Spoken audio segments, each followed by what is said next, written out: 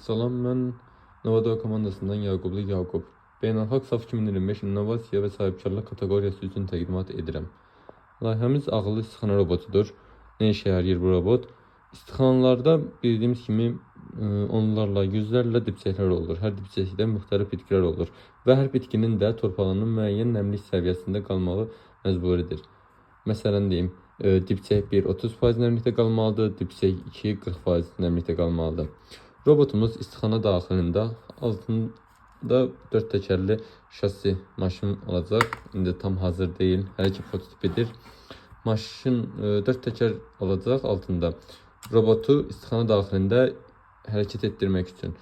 Robotumuz bir-bir dipçəklərə yaxınlaşacaq və ucundakı nəmlik sensorunun köməyi ilə torpağın nəmliyini ölçəcək.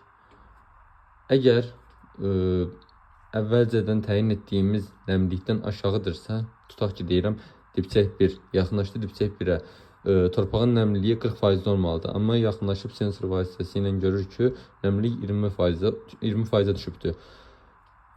Daha sonra çən olacaq və çəndən şrank vasitəsilə robot həmin nəmlik balansını tarazlaşdırmaq üçün dipçək 40% çatana kimi torpağa su əlavə edəcək və daha sonra digər dipçəyə irəliləyəcək və beləncəsinə döngü davam edəcək.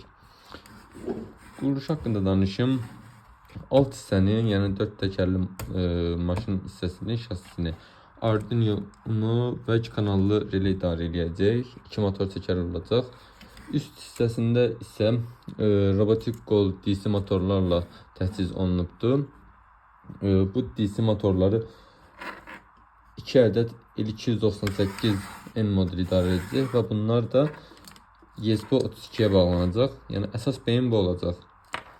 Sensorları ESP32 idarə edəcək, robotik qolu ESP32 idarə edəcək və istixananın içindəki dipçəklərin koordinatları da ESP32-nin içərisində olacaq.